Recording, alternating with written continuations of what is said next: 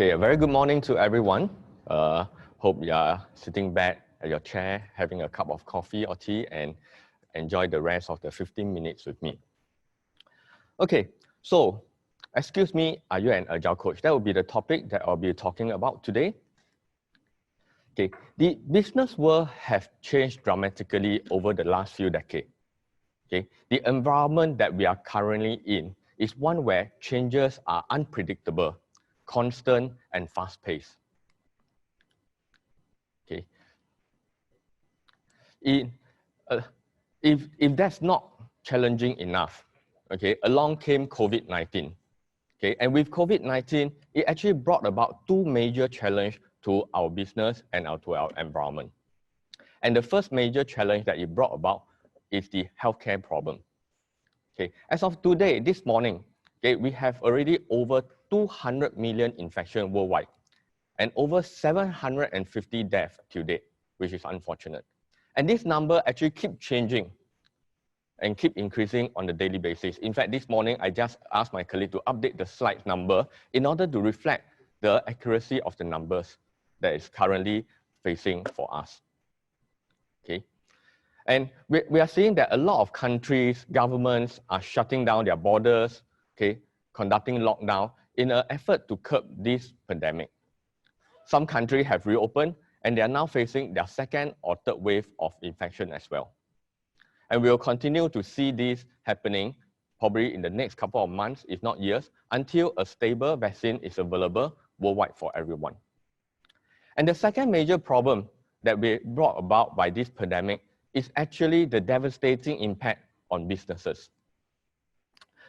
According to ILO, the International Labour Organization, the working hour loss in the second quarter of 2020 is estimated to reach 480 million full-time working jobs, okay, which is about 14% of the worldwide working force. And we have already seen a couple of casualties due to this pandemic. Zara have already mentioned that they plan to close about 1,200 physical shops by 2021, okay, and just focus on their bigger shop. Whereas Muji and Hertz have already filed for bankruptcy recently. Okay, our tourism industry, airline, hospitality are all reporting net loss over the last few quarters.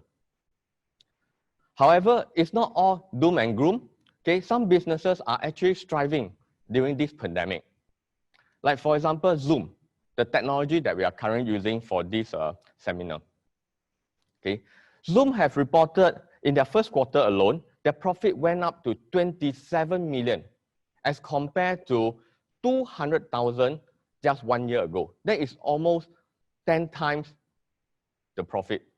And the number of daily users using the technology have increased from 10 million to 200 million on a daily basis. E-commerce websites like Amazon, Lazada are seeing increased sales transaction as well due to people going online for their grocery shopping. And I'm one of them who actually help contribute to the number, okay, going for the NTUC online or even Redmart. And on the entertainment front, Netflix, in the first half of this year alone, they have already reported 28 million new subscriptions. And that is way higher than their prediction of 6 million new subscriptions before the pandemic. Okay, with this COVID-19, it actually brought about a major outcome around the world, which is the acceleration of digital transformation. Singapore government have just recently announced the formation of their SG Digital Office to help push and adopt digital transformation for the country. Okay, in a newspaper article by Straits Times in June, it's estimated that there's an increase of 20% year on year of companies or firms starting their digital transformation. Okay, and that is compared to the same period from January to April last year, a 20% increase. And what does this digital transformation mean for some of the organizations? It could mean one of the three. First, it could mean optimizing their current process to make things more efficient and effective. Or it could mean diversifying their sales channel, like a lot of organizations are doing because physical shops are closed. So they now need to look into going online in order to continue their firm survival. Or it could be just as straightforward as trying to make it more effective or safe to work from home remotely. Okay. A few areas where we see the digital transformation in Singapore and around the globe are, the first area, healthcare. Okay. There have been an increase of companies making use of, individuals making use of telehealth during this period. Okay. One of the company, My Dog in Singapore, have actually reported a 160% increase since the start of the year. And Ping An Good Doctor, a Chinese healthcare service platform, has reported a 900% increase in January 2020 as compared to December 2019. And that is just 1 month. Another area that we see digital transformation is, of course, in the food and beverages, which you all probably will know. Okay, the number of listings on sites like Foodpanda or Grab have increased by leaps and bounds because of our traditional hawker food going online in order for them to survive during this pandemic. The third area, of course, is in the banking and finance, where Singapore Bank itself is focusing on digitizing their customer experience. DBS last month just announced a new service where you allow their existing customer to remotely open their online banking account through the use of facial recognition technology developed by the GovTech. And last but not least, the education industry. Okay, for those who have kids, you'll probably experience this. Your kids staying at home for home-based learning. For those who are still in school, you'll probably have moved to online classes as well. And with this acceleration of digital transformation, okay, the role of agility have actually become even greater. Let's do a quick recap on what agility is about for organization. First, is the ability for an organization to quickly adapt to market changes, both internally and externally. Second, is the ability for them to respond quickly and flexibly to the ever-changing customer demand. Third, is the ability for them to adapt and lead change in a cost-effective manner without compromising quality. And that is important because moving to digital doesn't mean that your quality has to drop. In fact, you have to stay the same or become even better. And lastly, is to be able to continue to be at a competitive advantage or even just to be in the survival mode. Okay. With this, it actually gives rise to the need of agile coaching. Okay. More teams are actually moving into the agile way of working, from HR to finance, from sales to marketing, and to other functions as well. Okay, let's look at this report by the World Economic Forum. Okay, the title of this report is The Job of Tomorrow, Mapping Opportunity in the New Economy in January 2020, just at the start of the pandemic. Under their product development category, they have identified 3 jobs that have an obvious need of agile coaching. They are the product owner, the agile coach, and scrum master. And if you look closely at the report, these three jobs actually has a need of, is at a large scale need. Okay. However, with the pandemic right now, okay, it's no longer just these 3 jobs that have the need of the agile coaching. The responsibility of the agile coaching no longer lie in the hands of just these 3. It needs to be shared within the organization in order for the organization digital transformation to be successful. Okay, let's take a quick role play over here. Okay, in the role of Jane, the lady on the right. Okay, Jane is a project manager for the last 15 years. Recently, her organization have moved into the agile way of working, and she has transited to a role of a product owner.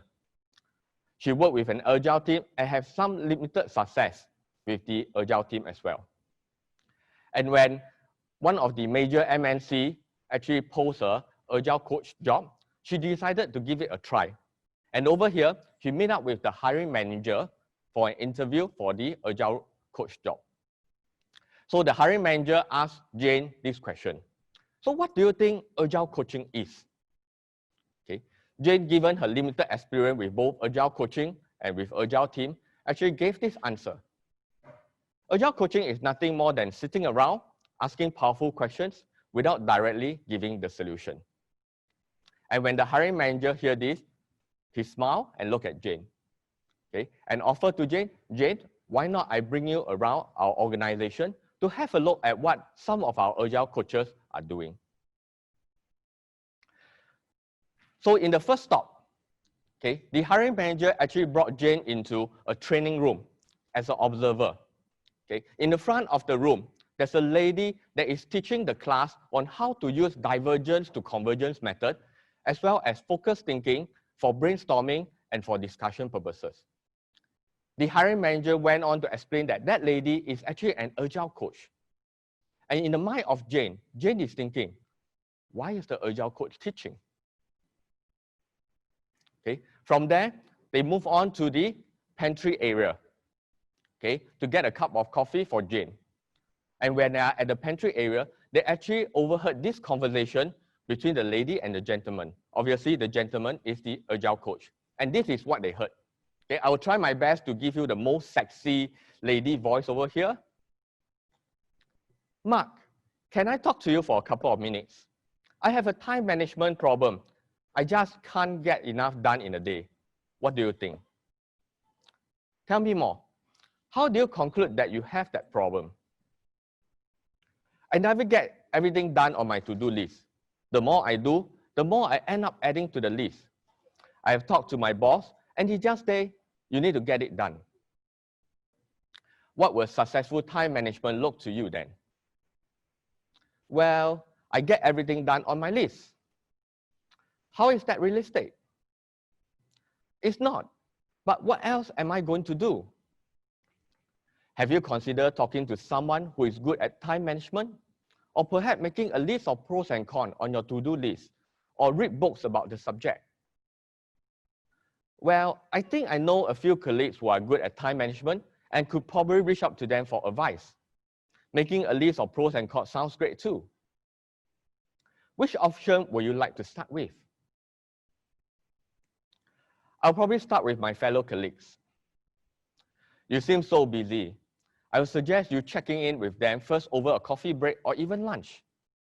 And when you're ready to start working on your list of pros and cons, let me know. I have a template that worked for me previously that I can go through with you. Okay, so that is the conversation that Jane heard. And when she heard this conversation, it's totally different from her understanding of what Agile coaching is. Because remember, to her, Agile coaching is just asking those powerful questions, but not giving the solution. Over here, the Agile coach is actually giving advice and proposing solution to the team member. So she's thinking, why is the Agile coach doing mentoring? In the next stop, okay, they went to a big meeting room where they see a big group of people having a discussion. At the front of the room, there's a gentleman that is facilitating this discussion. And as the hiring manager introduced, that gentleman is also an Agile coach. Okay. Jane is also wondering, why is an Agile coach doing facilitation? And finally, at the last stop, okay, this time round, the hiring manager and Jane have to stay outside the room because inside the room, there's a group of angry people talking. And right in the middle of the group is a gentleman listening intently to both sides of the party. Okay, and then trying to help the group come to an agreement on how to resolve their problem. Okay, obviously that gentleman is also an Agile coach. And to Jane, she's thinking, why is an Agile coach doing mediation? Okay, as she walked back to the meeting room with the hiring manager, she's getting confused. Okay, her initial thought of Agile coaching is nothing more than sitting around and asking powerful questions without direct giving solution has now been busted. And it's everybody guess whether she got the job. Okay, so now let's take a look at what exactly Agile coaching is. Okay, according to the Agile Coaching Competency Framework by Agile Coaching Institute, okay, one of the competency is that the Agile coach needs to be obviously an Agile practitioner. He or she needs to eat, live, and breathe the Agile practices and Agile values. The second competency is professional coaching, okay, helping the client, okay, inspiring them to fulfill their both personal and professional potential. The third competency is actually teaching, okay, instructing others in specific skills or knowledge. The fourth competency is in mentoring, okay, sharing your knowledge, skills to help your client in their personal and professional growth. And the fifth competency is actually in facilitation, okay, helping the group through processes that will help them come to solution and make decisions. And on top of that, they need to have one of the following mastery. It could be a technical mastery, a business mastery, or helping the organization transform, a transformation mastery. Okay, now, if you are an Agile coach, okay, playing the different hats that we just mentioned or the different competency of Agile coaching, this is what an Agile coach might be thinking or might be saying as part of their day-to-day work. As a coach, you might be saying, you did well. How do you think you can improve next time? Okay, towards the powerful questionings. But as a mentor, this could be what the Agile coach could be telling you. Okay, I will do it with you. You join me by the side so that you can learn from me while I'm doing it. Or as a facilitator, in his mind, he will be thinking, I will need to structure and support the interaction so that the team can come up with the desired output or desired outcome. In the role of a teacher, okay, a teacher will always tell you this, just like what an Agile coach will. I will teach you how to fish instead of fishing for you, and by imparting the knowledge to you. And as a mediator, let's come together and look at the issue from the perspective of all parties. Okay, coming in from a neutral standpoint. But that's not all. An Agile coach could also be playing the role of a consultant. And in many cases, a lot of organizations engage external consultants to come in as an Agile coach. And as a consultant, you'll be thinking along the line of, let me gather the data so that I can give you the recommendation to help you with your Agile journey. But that's not all. Okay? What we have seen so far is just some possible hats of Agile coaching. Okay? Another possible hat could be as a change agent, helping the organization transform into a more Agile way of working. Looking at the hats from a X and Y axis, where the X-axis is from problem and solution, and the Y-axis is ask and tell. The coaching and facilitating hats of an Agile coach is more towards asking about the solution. Okay? Not telling about a solution, but more towards asking about the solution. Whereas in mentoring and teaching, it's more about telling the students or your client how to get the things done. And the same goes for mentoring. In mediation, it's more about understanding or asking about the problem and then helping the team come to a consensus, okay, or a way forward. And then finally, in consulting, it's more towards understanding the situation and then telling the client their problem as well as giving a recommendation. Okay. Now let's look at the Agile coaching hats from the stage of learning. Over here, we'll be looking at the model Suhari. Okay. Suhari, the word actually comes from Japanese martial art. Okay. It's actually a model of progressive learning. And it has been brought into the Agile world by Alistair Cockburn, one of the signatories of the Agile Manifesto. And over here, there are 3 stages to this model. The first stage is Su, which is when the student learn the techniques on how to get things done in an Agile way. Okay. Over here, the Agile coach plays the role of a teacher, and the student will follow exactly what the Agile coach teach them. In the second stage is what we call the Ha stage. This is the stage where the students start to understand the underlying principle of what they are doing, the Agile way of doing, and they start to explore the different approach in getting the same job done. And as an Agile coach, over here, you'll be playing the role of a coach, okay? Helping and challenging your client or the team to look at things from a different perspective, to try out different techniques as well. And finally, in the re stage, this is where the student actually become the master. Okay? They have truly grasped the underlying principle of the Agile way of coaching. And they themselves are now creating new rules, okay, to be used during their day-to-day Agile working. And as an Agile coach over here, okay, hopefully by then you have become the grandmaster of agility, and you will be able to advise and mentor, okay, your student or the client in the Agile way of doing. Okay, at this point in time, let's take a break. Okay, let's do a quick poll. Okay, you can actually use your mobile phone to scan the QR code, or you can type in the URL, which is pollev.com, ISS 2020. Okay, and in the poll, I would like you to share with me what are some of the topics that you think an Agile coach should be or can teach as part of his role. Okay, you can use the QR code or the URL.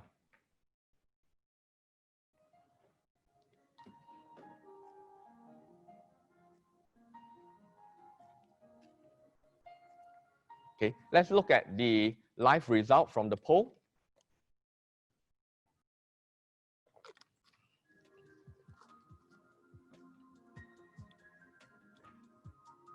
Okay, we are seeing things that the Agile coach can be teaching could be problem solving, design thinking, management, leadership, yes. Okay, innovations, prioritization techniques, feedback.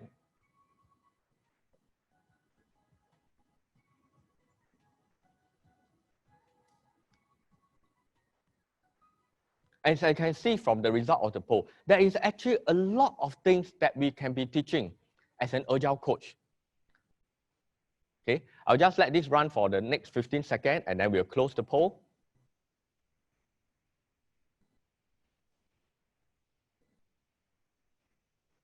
Okay, on top of what is mentioned and what I have shared so far, okay, we also, as an Agile coach, you could be teaching skills like the basic things on what is the Agile mindset, what is the Agile principles.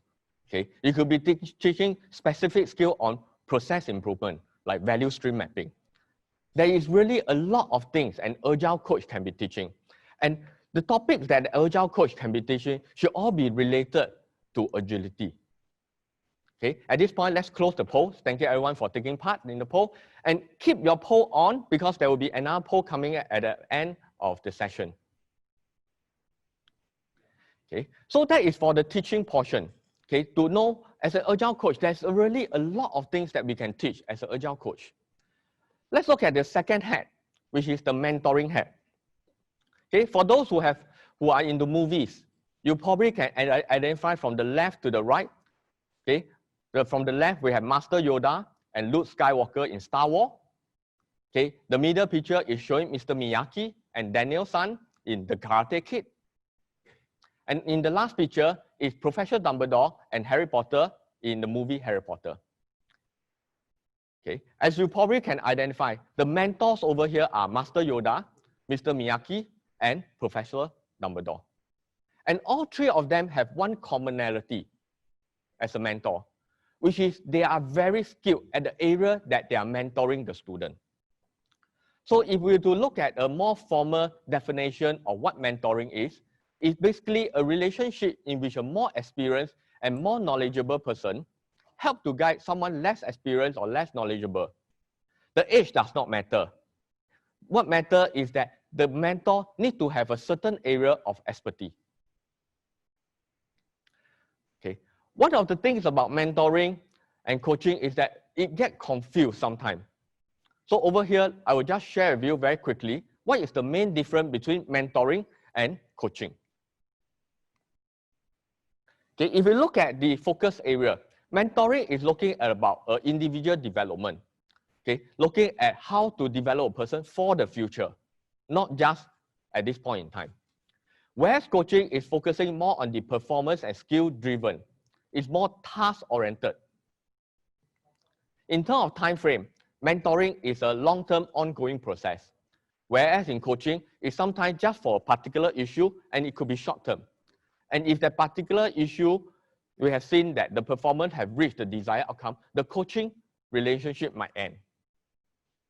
And finally, when we look at the style, you will probably notice that in the mentoring style, it's more about giving advice, sharing knowledge that resides within the mentor. As for coaching, it's more about the use of powerful questionings, okay, and drawing out the information that actually already reside in the coachee themselves. To quickly summarize the difference, okay, a coach has some great questions for your answer, and a mentor has some great answer for your questions.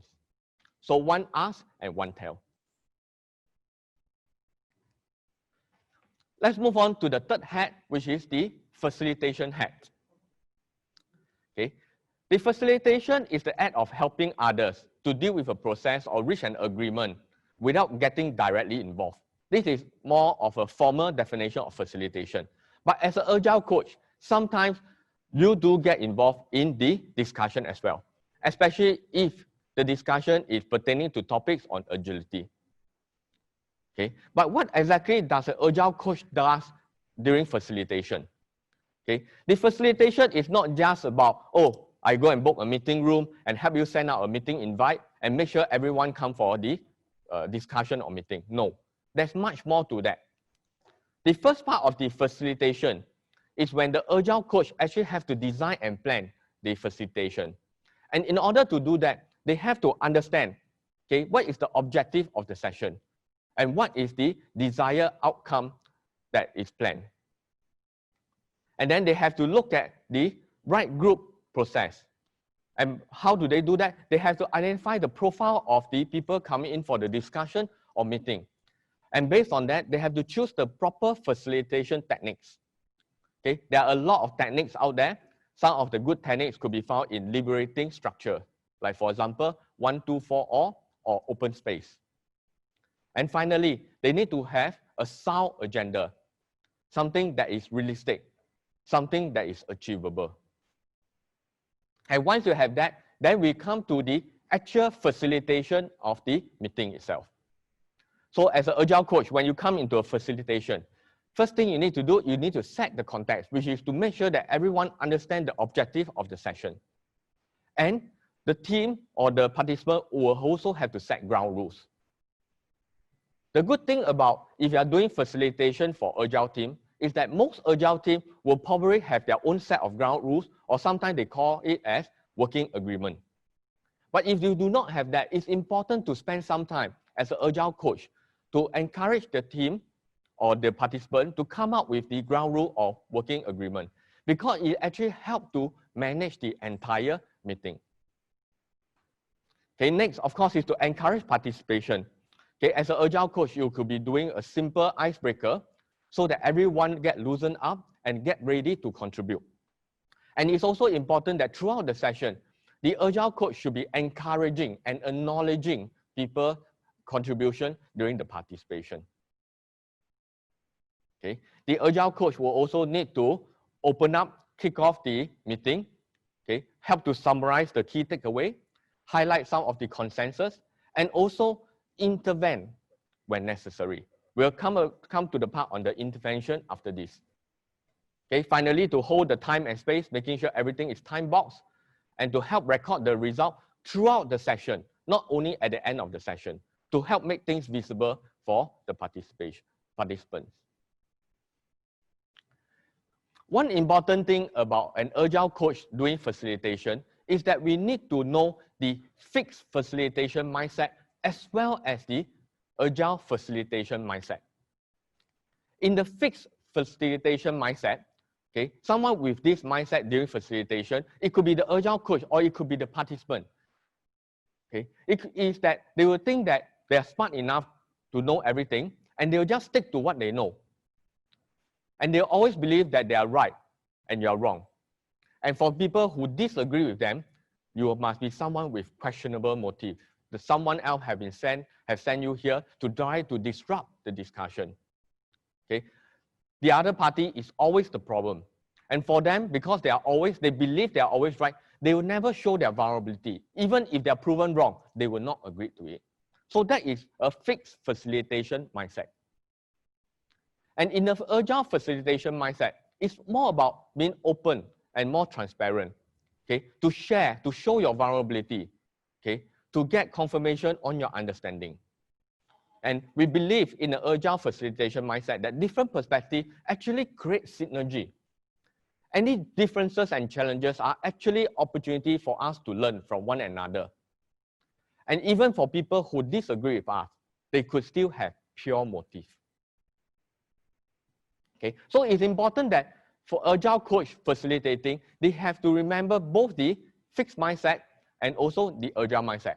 Okay, not just the agile mindset, but both, because you will need to identify who is behaving in the fixed or who is behaving in the agile mindset.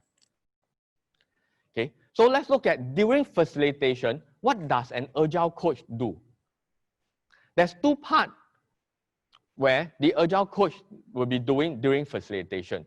The first part is the diagnosis, and then followed by the intervention that might or might not happen. Okay. During diagnosis, the very first step of an agile coach is to make use of active listening, to listen out for the words and the corresponding action that the participant or the team member is showing.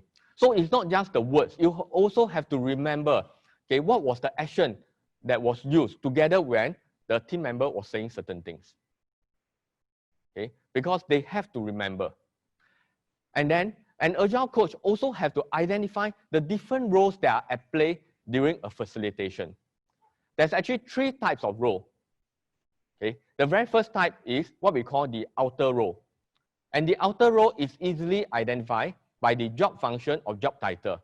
Okay, you could be the business analyst, you could be the marketing manager, or you could be the CEO during the meeting. The second type of role is what we call inner role. Okay, these roles are not based on your job title, but based on the action that the participants are displaying. And the roles could be things like the devil advocates, or the troublemaker, or the conflict resolver, and others as well. And then the third type of roles is what we call the ghost roles. Okay, these ghost roles are not physical roles that you can see, but it could be based on someone that have already left the organization, or someone that you have past experience is, that have left a lasting impression on the team or on you as an individual. And whatever they say, make you keep thinking back on what was the word that I have said before. Okay, it could be also an event that have passed, or experience from your previous organization. So all this is what we call ghost roles. And finally, you also have to observe the agile and fixed mindset that the team is displaying during the facilitation. The second step is then, based on your observation as an agile coach, you need to start to infer what is the meaning behind it. Okay, if an agile coach could see that the team, after an hour of discussion, and that they are still unable to come to a conclusion, that could mean that the team is losing focus. That is your inference as an agile coach. Or you could see someone sitting back on their chair, arms crossing, tightening of the muscle, furrowing of the eyebrow, and you infer that this person is probably angry or impatient. Or you could be hearing that a team leader in the facilitation moving the team forward, okay, while skipping some issue to be discussed. And your inference could be that that particular team leader is trying to avoid difficult questions. Okay, so these are things that as an agile coach, you need to infer, and you infer based on the observation that you are seeing.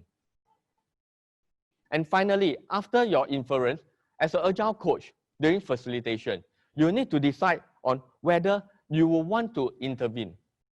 Okay, when you ask yourself, should I intervene? You'll be asking yourself, do I have enough observation? Okay, do I have the skills for intervening? Or what if I don't intervene? And what if I intervene and could it be hindering the group discussion? And if you finally decide that, yes, I will still want to intervene, then next question will be, how are you going to intervene? And typically for intervention, we go broad before we go deep. As to whom we intervene with, is usually we intervene with the person who is able to provide you a response, the person with the data. And what you're going to intervene could be things on the mindset, the process, the group structure. So this is the part on the diagnosis for facilitation for an Agile coach. And then if you start to decide that you want to intervene, the very first step is to test your observation. This is the part where you have to make use of your memory of what you observe, okay, and share with the team on what was the word used and what was the action that was shown when the team was making that statement. But be prepared that you could be disagree. For example, if you are saying that, oh, I noticed that you are crossing your arm, that does it mean that you are feeling angry? Okay, but bear in mind, the crossing of arm could mean differently. For example, I'm now crossing my arm because it's cold inside this room here. And that doesn't mean that I'm angry. So we need to state and share why we are making that observation, okay, and give an opportunity for the participant or the team member to actually respond back to you. And typically when we are testing our observation, we actually name names, okay. Aaron, I think I saw or heard this. Did I miss something? And then you also have to share. The reason why I'm saying and asking is because of what and what. Okay, so this is the part on testing your observation. After you have tested your observation, you need to test your inference. Okay, same thing, you have to share the reason on why you are testing your inference. And finally, if both your observation and inference are proved to be correct, then the next step is for the team to decide how should they move forward. Okay, explain why there's a need for the team to jointly design the next step. It should not be an individual deciding on how to do it, but more of a team effort to decide on how to move. And over here, you can make use of the working agreements that you might have already created at the start of the session or even before the start of the facilitation. And as a facilitator, as an Agile coach, you will come and help the team if the team asks for help. Okay. Finally, if the team decided that they do not need any help, okay, honor their choice. So this is the part where the Agile coach will be coming in during the facilitation. And the last hat that we're going to talk about today, okay, is actually mediation. Okay, mediation basically means ending a problem between two or more people or group, okay, by talking to them and trying to find things that everyone agree on. Okay, for mediation, we can look at the different level of conflict, and there are 5 different levels of conflict that we can look at. The first level is the problem to solve. Okay, the team is still focusing on trying to solve the problem over here. Okay, so over here as an Agile coach, what you need to do is to help the team find a win-win solution. Okay, making sure that all members of the team has an opportunity to share what they feel about the solution or even the process. In the second level is the disagreement. Over here, personal emotions start to surface out. Okay, the team is still willing to discuss, and as an Agile coach, okay, you should encourage the team to open up at this level. The third level is when there's a contest. This is when team members are starting to take side. Groups are starting to form within the team itself. Okay, and if relationship is important for the group, then sometimes we might accommodate. Okay, we might even make use of negotiation for the team if it's related to things like shared resources. But one thing that you should never allow team to negotiate is values, especially Agile values. Okay, over here, as a coach, what you need to do is to help the team bring down the level of conflict from a level 3 to level 2 and ideally to level 1. And in the fourth level is what we call crusade. Okay, the groups are obvious even in the team. Okay, they might not even want to talk within the team itself. So as an agile coach over here, you need to help establish safe structure. And one way is to actually become a messenger, okay, for the different group. Help them to carry the message from one group to another and help to de-escalate the level of conflict to lower down so that the team can start talking. And finally, in the last stage, which is World War, this is a stage where you do whatever is possible and necessary, okay, to stop the war from happening first and slowly to move it down to the relevant level such that you can help to mediate. Okay. Remember, regardless of which level you are in, it's important that once you have mediate, the next thing is to start to look at the root cause on why the conflict happened. Okay. Over here, I'm making use of Patrick Lencioni 5 dysfunction of a team. Okay, where this first dysfunction is the absence of trust, fear of conflict, lack of commitment, and avoidance of accountability, and lastly, inattentive to result. Okay, as an agile coach, if you see there's a lack of absence of trust, okay, you need to encourage, especially the leaders, to start showing that it's okay to make mistakes, it's okay to be vulnerable. Someone will have to go first so that the rest follow. And hopefully from there on, the team will start to trust and they will start to show the vulnerability. But in order to show vulnerabilities, we need to create a safe environment for them. Next, it could be the fear of conflict. Okay, an agile coach then look out for opportunity where there's conflict, okay, and bring it up onto the table for the team to discuss.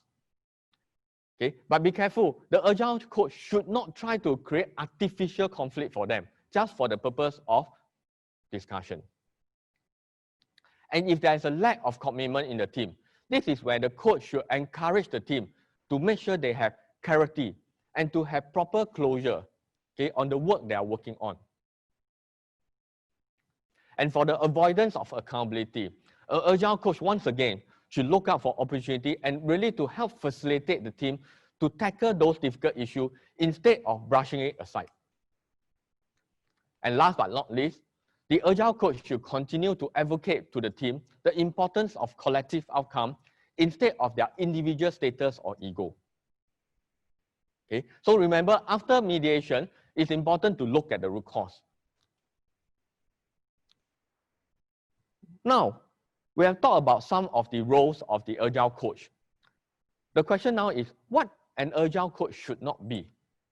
Let's look at some of the not recommended behavior of an agile coach. The very first one is an agile coach being too prescriptive. Okay, being too prescriptive here means that for every problem that the team brought up, the agile coach will always step forward and give the solution to the team. Okay, while it could be helpful for a team that is starting out, if a coach becomes too prescriptive, it's not helping the team to grow. So this is a behavior that we really don't encourage. Second, it's for an agile coach to drive people to change. Remember, when you drive people to change, when you push people to change, okay, the tendency is that there will be pushback. So rather than driving people to change, you should help people see the need to change. The third is what I call a one-trick pony, okay, which is very common. Okay, some agile coach, they came from a background where they know perhaps one particular agile methodology like a Scrum, just for example. And now they have become an agile coach. And everywhere they go, when they face a problem, he or she will always use back, oh, Scrum will help you solve this problem. Make use of Scrum to do this, or make use of Scrum to do that. Okay, this is what we call one-trick pony, okay, which is risky. And the fourth and fifth undesirable behavior from agile coach is that the agile coach is not observing enough and not listening enough. They are always on the go, like in the prescriptive manner, to tell you what to do and how to do. But they are not observing the environment or not listening using our active listening skill to identify the root cause. Okay, and finally, okay, to me, the most undesirable behavior of an Agile coach is one where you stop learning. Okay, you think that you know enough to get you by. Okay, you maybe know a lot about the Agile values or principle. You know a lot of a couple of Agile methodology, and you stop learning, and you'll always fall back to what you have learned. Okay, this is the worst behavior, because remember, when we talk about agility, one of it is the need to continuously learn. So remember, as an Agile coach, never stop learning. Okay, now let's come to the last poll before the end of this session. Okay, at the very start, when I was showing you the report from the World Economic Forum, okay, we talked about 3 roles that has an obvious need of the Agile coaching skill. And I also talked about the need for the Agile coaching responsibility to be shared within the organization. Okay, so now let's go to the poll and identify who else do you think in the organization should be picking up this responsibility of coaching Agile team. So you can make use of the QR code or the URL pollev.com/IS2020 and share your view on this.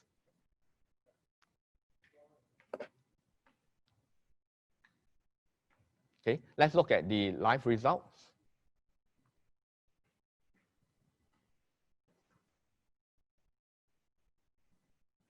Okay, just a second. Let's move on to the next poll. Okay, I have seen managers, the head, okay, middle management, officers. I see something interesting. Okay, I see everyone. Okay, HR, okay, CEO, supervisor.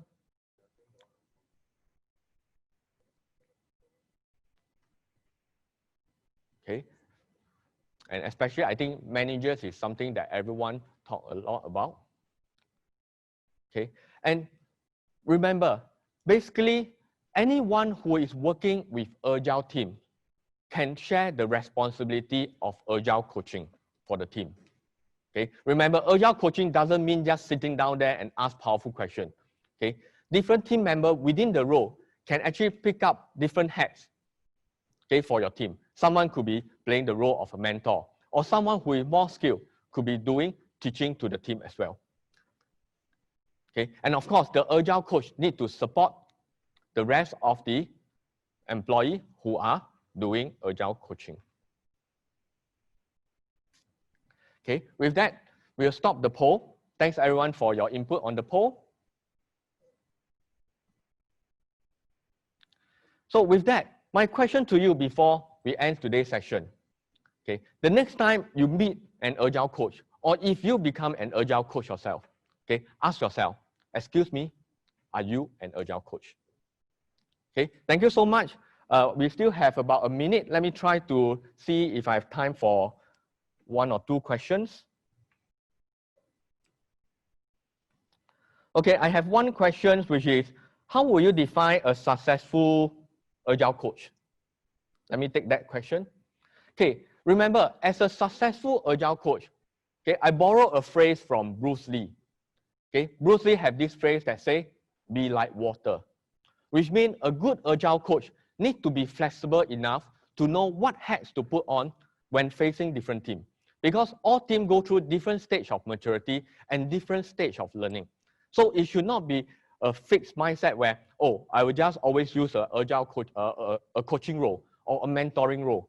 Okay, sometimes even in a single conversation, you need to switch between the different hats as an Agile coach in order to help guide the individual or to guide the team. Okay, I think with that, thank you so much for your time in giving me your 15 minutes and going through understanding what Agile coaching is. Okay, for those who are interested, ISS is coming out with a new course as well for coaching Agile team. You can always go to our website to find out more. Okay, thank you so much.